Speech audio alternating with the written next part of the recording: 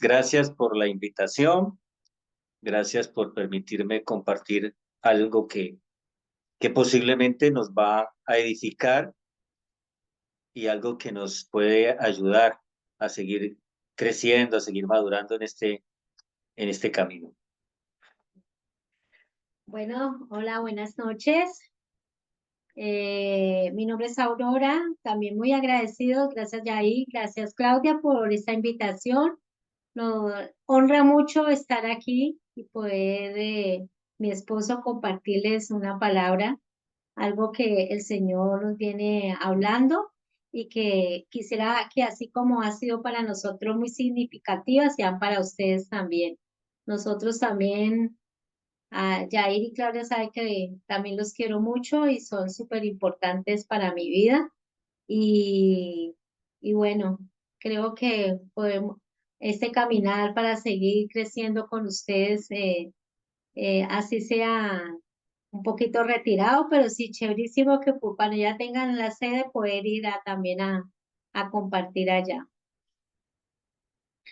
Ok, bueno, pidámosle un momento al Espíritu Santo que sea Él el que nos guíe a toda la verdad, que Él nos permita a través de este pasaje o estos pasajes que quiero compartir con ustedes, Él nos hable, porque Él siempre nos habla, Él siempre nos guía, Él siempre nos direcciona.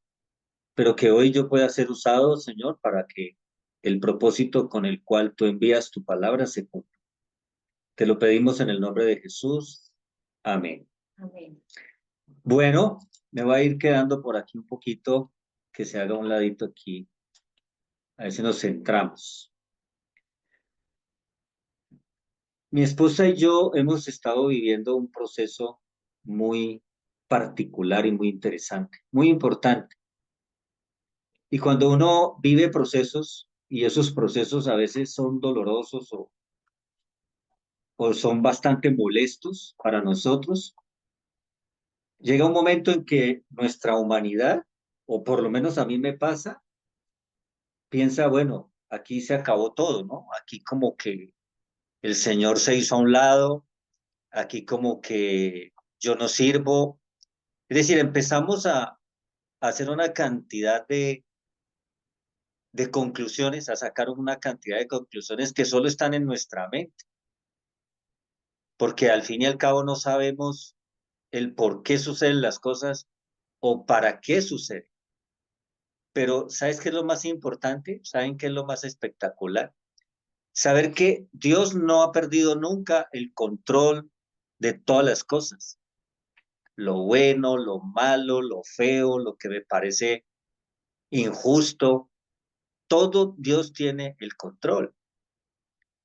Y qué bueno que Dios use gente, personas, circunstancias, situaciones para recordárnoslo, para, para que nosotros como que despertemos, como que caigamos en cuenta, bueno, en las manos de quién estamos, en las manos del mundo, de una persona, de un gobierno, de un estado, de una nación, de una organización, o en manos de quién estamos.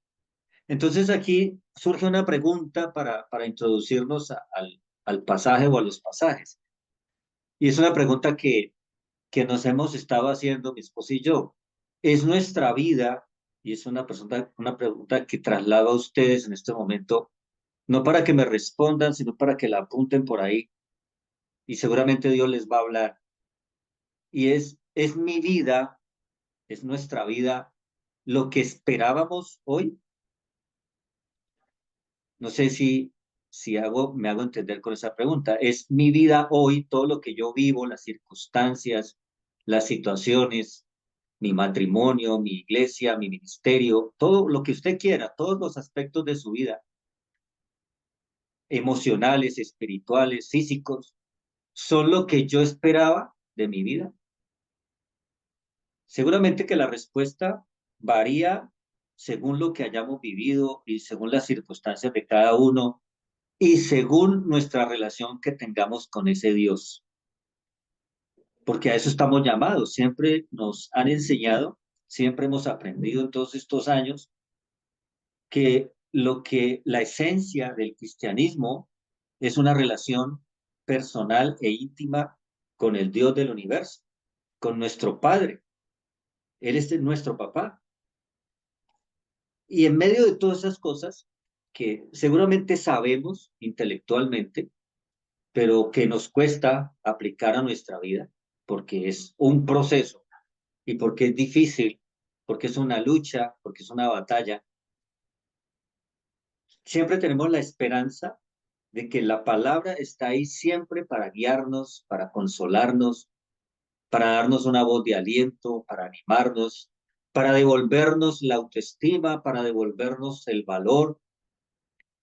Es decir, es como empezar a pensar para tratar de responder esa pregunta: ¿quién soy yo? ¿Quién es usted? Generalmente decimos, yo soy el ingeniero fulano de tal, yo soy el pastor fulano. Bueno, el título no define quién soy. La Biblia dice exactamente quién soy y dice cosas bonitas y muy buenas, espectaculares de mí, pero también dice cosas que no son tan buenas, tan agradables, como que yo soy un pecador, ¿no? Absoluto. Pablo lo dijo, de los pecadores yo soy el primero.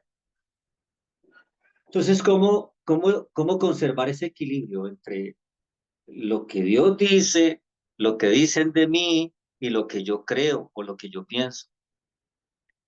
Y en este tiempo de ese proceso que estamos viviendo mi esposa y yo, oramos, nos toca orar, ¿no? De alguna manera. Y pedirle a Dios que nos muestre, que nos diga cuál es su voluntad, cuál es su propósito, o qué es lo que necesitamos aprender de esa circunstancia, de esa situación. ¿Qué tenemos que corregir? ¿Qué tenemos que hacer? Y es increíble que en la oración yo le dije al Señor, conjuntamente con alguien que me ayudó a orar, que Dios nos mostrara un pasaje a los dos, a cada uno por aparte. Y ese pasaje Dios me lo muestra, por decir algo, el lunes de la semana pasada. Y por el día martes, bueno, seguramente pasaron más días, pero un martes de la semana pasada, o este martes de esta semana, mi esposa estaba en una reunión cuando menciona el pasaje y que Dios me habló a través de este pasaje hoy. Yo, chéverísimo. El Señor responde las oraciones de una manera increíble. Y de eso vamos a hablar en este tema. Ese es el punto central que quiero desarrollar en este pasaje. Aprendí esta semana que ya no se usan las cartas, ¿no? Antes, ahora estamos en la época del Internet, del WhatsApp, todo eso a nivel tecnológico. A mí me encanta la tecnología, pero también sé todas las consecuencias y los problemas que trae la tecnología. Y las cartas se utilizaban en los tiempos de antes, ¿no? En mi tiempo, no en el de ustedes. Ustedes son muy jóvenes, demasiado pelados. Si no, miren al pastor, miren al líder. Pelado, bastante pelado. Entonces, en mi época se escribían cartas. Y en la Biblia hay cartas, ¿sí? Las cartas de Pedro, las cartas de Pablo, las cartas de Juan. Y este personaje que vamos a ver se llama Pedro. ¿Cuánto de Pedro tenemos cada uno de nosotros? Yo creo que muchos nos identificamos, o en muchas actitudes y acciones nos identificamos con Pedro. Pedro el impulsivo, Pedro el mal hablado, Pedro el loco, ¿cierto? El Pedro que negó a Jesús, el Pedro que le cortó la oreja al soldado cuando iban a prender a Jesús en el huerto de Getsemaní. Un tipo bien particular. Y sin embargo, Dios, ¿qué hace con él? ¿Qué hace Jesucristo con él? En medio de todas esas cosas y todos esos errores y esas metidas de pata, que Pedro era experto en eso, ¿no? Pedro era experto porque era muy emocionalista y las emociones le jugaban una mala pasada, como me las ha jugado a mí, como se las juega a mi esposa, como nos la juega seguramente a muchos de nosotros, que actuamos o reaccionamos a una emoción, a una situación que nos afecta positiva o negativamente. Entonces, En la primera carta de Pedro, capítulo 5, verso 10, ese va a ser el pasaje central para que nos ubiquemos allí. Yo creo que todos tenemos allí nuestras Biblias, ¿cierto? Aquí estoy más armado. Vea, Biblias, Biblias, Biblias. Porque vamos a digerirlo todo directamente de acá, de lo que dice el Señor en su palabra. Entonces vamos a ubicarnos en el versículo 10. Primera de Pedro, capítulo 5, versículo 10. ¿Quieres leerlo, esposa? Dice, Para que te... dice, mas el Dios de toda gracia, que nos llamó a su gloria eterna en Jesucristo, después que hayáis padecido un poco de tiempo, el mismo os perfeccione, afirme, fortalezca y establezca. Disculpen que haga énfasis. 4 palabras claves encontramos en este pasaje. Perfeccione, afirme, fortalezca y establezca. Hay otra versión, que es la nueva versión internacional, que dice, y el Dios de toda gracia. Notemos por dónde empieza. Empieza por donde debe empezar. Dios, el Dios de toda gracia. No dice un poquito de gracia, no, de toda gracia. Y dice luego que os llamó. Creo que los que estamos aquí hemos sido llamados, si no, no estaríamos aquí. Hemos sido llamados. Os llamó a su gloria eterna en Cristo. ¿A través de quién somos llamados? A través de Jesús. Pero aquí viene una cosa que seguramente no nos gusta mucho.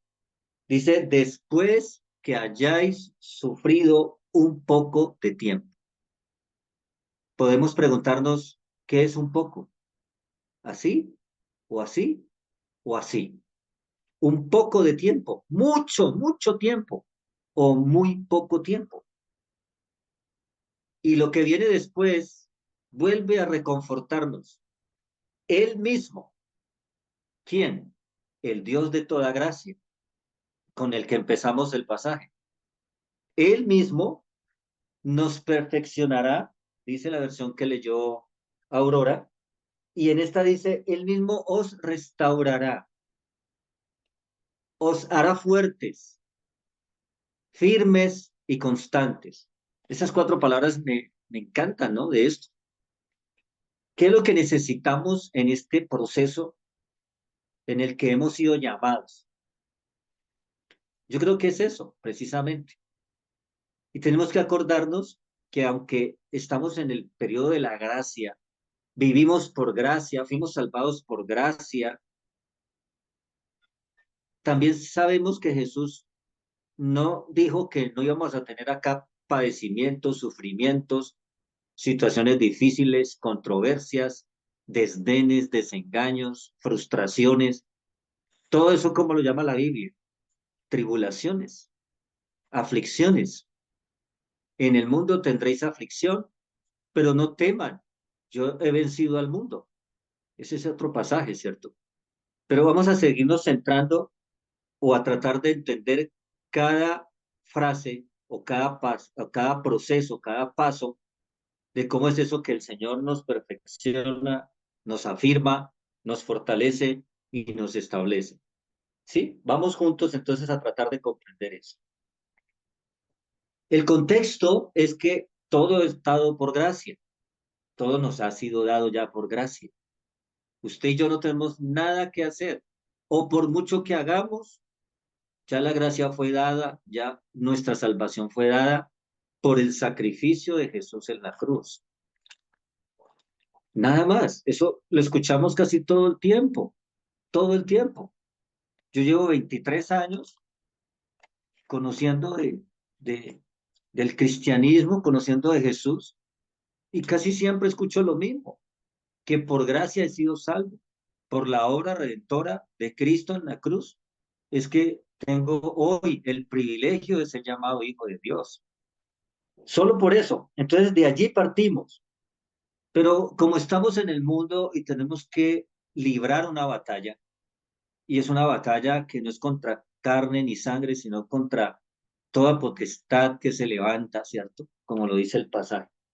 Entonces, nos toca recurrir a la primera frase, el Dios de toda gracia. Eso tiene un profundo significado y tiene una connotación teológica inmensa, porque la gracia, ¿qué es? Es el favor inmerecido de Dios para nosotros. Es el favor inmerecido de Dios para nosotros, para los que creemos o para los que han creído y los que van a creer. Eso es gracia. Otros dicen gratis. Bueno, sí, gratis, porque nosotros no estamos pagando el precio que Él pagó en la cruz para reconciliarnos con el Padre. Esa gracia no tiene límites. La gracia de Dios no tiene límites, es ilimitada. La de nosotros los humanitos, sí, es bastante limitada.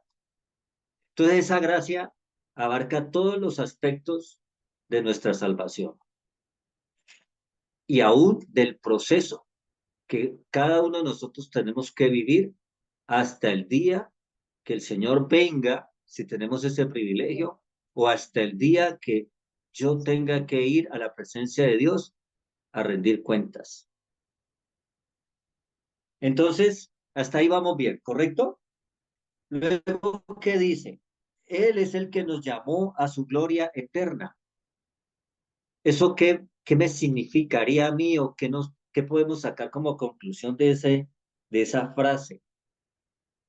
Que nosotros estamos llamados a vivir una vida espectacular, una vida soñada. Yo creo que los seres humanos muchas veces hemos soñado con una vida ideal, ¿cierto? Sin sufrimientos, sin dolor, sin enfermedades, sin tristezas, con dinero, viajes, comida, fama, prestigio, poder. Pero todas esas palabras y todos esos conceptos son de acá, de mi mente. Son humanos. Ese es un reino terrenal. ¿Se acuerdan que el Evangelio de Dios o lo que Jesús predicó fue el reino de los cielos? O sea que usted y yo, o todo el que cree, está llamado a disfrutar de esa gloria eterna. No solamente de la vida eterna por vivir sin límite de tiempo, existir sin límite de tiempo, sino que seremos partícipes, somos coherederos con Cristo, de su gloria eterna, de toda su majestad, de todo su poder. No sé cómo será la gloria de Dios, pero debe ser algo espectacular. Dice que uno no tiene cómo entender eso, ¿no? Si yo pudiera ver la gloria de Dios, aunque fuese un pedacito mínimo, pequeñito, yo creo que caería muerto. Eso fue lo que le pasó al profeta, ¿cierto? Ay de mí que estoy como muerto. Vio un pedacito de la gloria de Dios.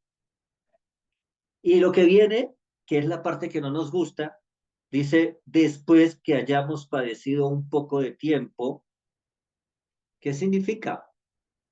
¿Qué quiere decir eso de padecido? Bueno, en el mundo tendremos cantidades de problemas, situaciones difíciles, incómodas, tristes, a veces desesperantes, de todo. La vida es difícil, la vida en sí es bastante difícil, pero si usted nota, dice un poco de tiempo.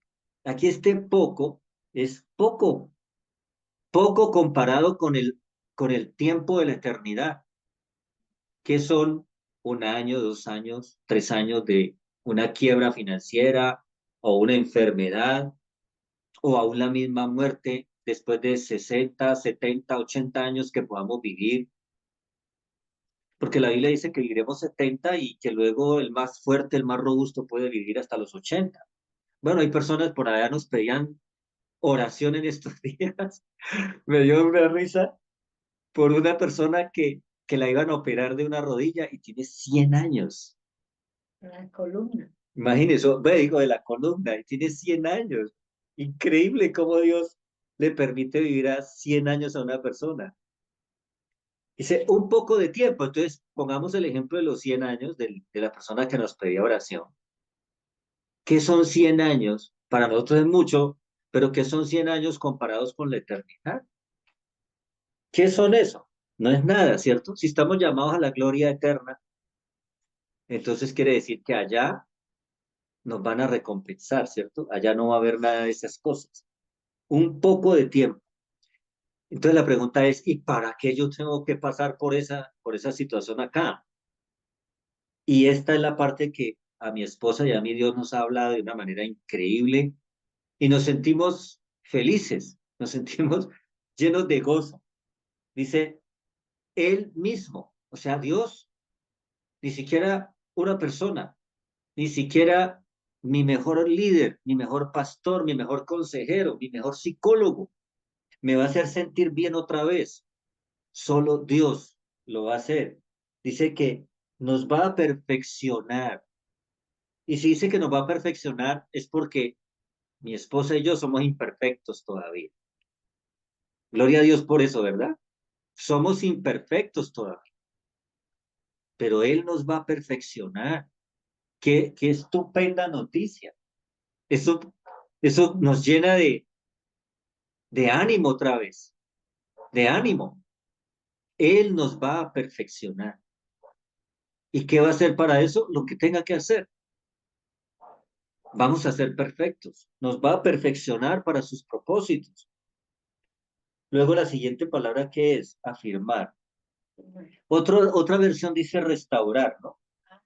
Sí, otra versión dice restaurar y restaurar significa recibir de vuelta más de lo que se ha perdido hasta el punto en que el estado final es mejor que el original. Miren qué espectacular esto, ¿no? Hoy tengo una situación o tenemos una situación, no sé cuál sea la suya, donde uno cree que aquí no va a pasar nada, aquí las cosas se perdieron, aquí no hay esperanza. Pero como estoy en el proceso de perfección, el Señor dice que me va a restaurar, ¿cierto? ¿Y restaurar qué es? Devolverme al estado original, si es que estaba en algo bueno, si estaba en algo excelente. Devolverme. Eso es lo que dice restaurar.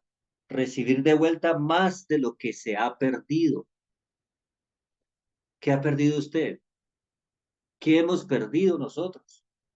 Dinero, fama, prestigio, reconocimiento. Seguramente Dios va a permitir que lo perdamos todo en un abrir y cerrar de ojos. ¿Pero para qué? Porque Él no lo va a devolver. Y aquí me acuerdo de la historia de Job, ¿no? Todo lo perdió, todo lo que le pasó, y Dios se lo restauró un montón de veces. También significa reparar lo que está roto. Eso es restaurar, reparar lo que está roto. La afirmación, ¿en qué consiste la afirmación? Hay una expresión militar que dice firme, mi coronel, o firme, mi sargento. Eso significa que uno está parado de una manera que nada te puede maquear o tumbar del lado donde estás, donde tú estás parado con firmeza. Eso es lo que hace Dios, nos afirma como columnas, como baluartes. La siguiente palabra, fortaleza. ¿Por qué habla de fortaleza? Porque somos débiles. Nos vamos a debilitar, nos vamos a cansar, vamos a querer tirar la toalla, que es una expresión del boxeo, de un deporte que se llama el boxeo, cuando el contrincante tira la toalla, está diciendo me rindo. Y muchas veces, cantidades de veces, yo me quise rendir, yo me quiero rendir y seguramente me querré rendir en el futuro, cuando tenga otra prueba, cuando tenga otra situación que afrontar y que vivir. Pero el Señor dice, afirma, el Señor me afirma. me restaura, me afirma, me fortalece. ¿Y por qué me fortalece? Porque necesito ser fuerte. ¿Se acuerda lo que Dios le dijo a Josué? Esfuérzate, sé valiente, firme. La firmeza sugiere estabilidad, sugiere un fundamento, algo que sobre lo cual yo estoy parado de una manera inamovible, a pesar de las circunstancias, a pesar de los vientos, de las tempestades, de las tormentas. Y esta es la mejor, ¿no? La cuarta palabra. No sé cómo vamos de tiempo, me hacen el favor y me indica ya, señor coordinador, jefe. Vas bien, acercándote ahí al top. Perfecto, gracias. La de establecernos, ¿sí? Establecernos. ¿Y qué es establecernos? O sea, la primera palabra es como el TOC, utilizando las palabras que acaba de decir Jair de esta porción bíblica. Y las otras tres palabras he encontrado que se llaman descriptores, fortaleza, firmeza y constancia. Fortaleza, firmeza y constancia. Esto es una carrera de largo aliento. Esto no es una carrera de 100 metros. La carrera de 100 metros la hacía Usain Bolt, que es el hombre más veloz del mundo, o ya, no, ya se retiró. La hacía en menos de 9 segundos. O sea, el tipo arrancaba y ya había llegado a la meta en menos de 10 segundos. Era una cosa impresionante. El hijo del viento le llamaron. Pero no, esta carrera de la que habló Pablo, ¿se acuerdan? He corrido la buena carrera. Es una carrera de largo aliento. Aquí donde me ven así, flaquito y como que, sí, no soy muy fuerte. Cuando yo me fui a pagar servicio militar, yo corrí la carrera de los 1500 metros, que es una carrera de atletismo, que es semifondo, y la hice en Tunja, Boyacá, amigo mío. Ujú. Cuando yo apenas llegaba, hacía 8 días atrás había llegado allá a ese frío, a ese clima. Casi me muero, porque el oxígeno, difícil para uno que llegaba de acá del Valle del Cauca, de acá de Cali, de Palmira.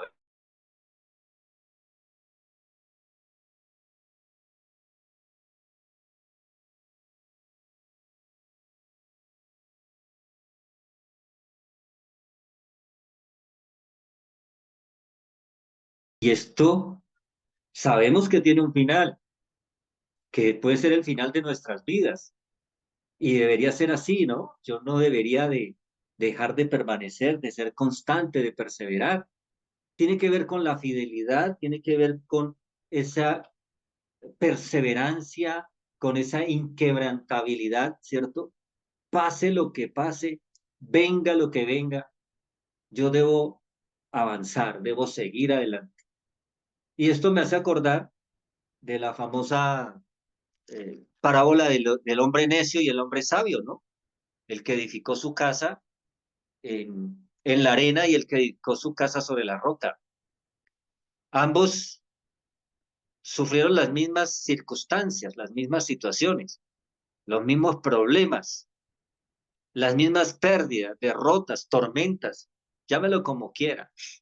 Todo eso que está allí en el pasaje que habla de las aguas, los vientos. Y hubo una diferencia notable, ¿no? La casa que había sido construida sobre la arena, pues se echó a perder, se arruinó, se vino al piso, todo se acabó. Pero la casa que se había construido sobre la roca permanecía como si nada hubiese pasado.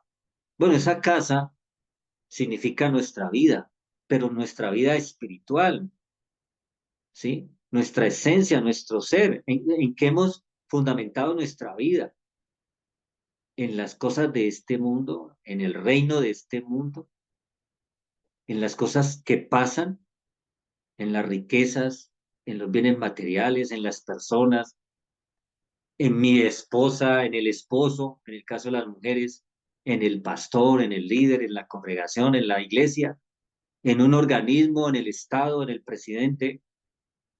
Yo creo que tenemos millones de cosas a que aferrarnos, humanamente, humanamente, y son buenas, se pueden disfrutar, pero eso no puede ser el fundamento de mi vida, porque lo que estamos viendo hoy aquí en este pasaje y en estos que nos ayudan, estos apuntes, es precisamente lo contrario,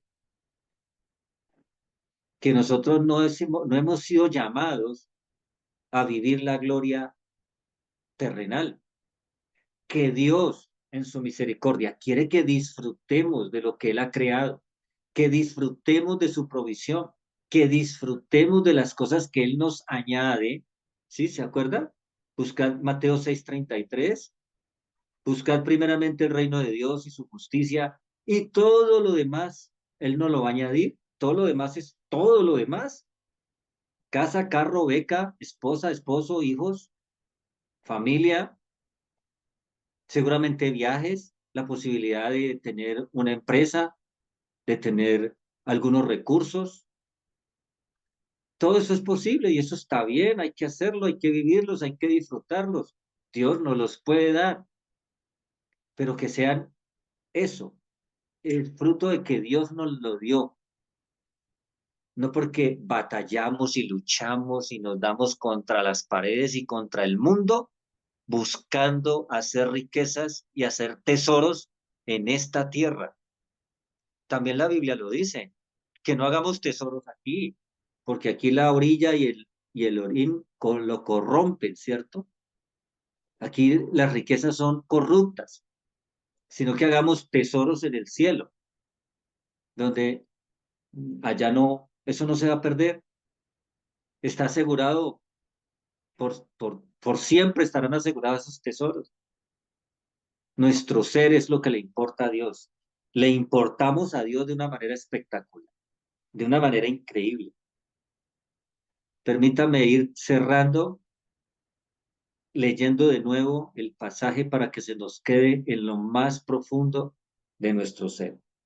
Mas el Dios de toda gracia, todo lo que yo haya podido aquí explicar con palabras humanas, eso no es nada para lo que Dios puede decirnos a través de este pasaje. Mas el Dios de toda gracia, que me llamó, digo, nos llamó a su gloria eterna en Jesucristo, después que hayamos padecido un poquito de tiempo, esta es la que me encanta, Él mismo nos perfeccione, nos afirme, nos fortalezca y nos establezca. Y termino diciendo lo que dice el 11. A Él sea la gloria y el imperio por los siglos de los siglos. Amén.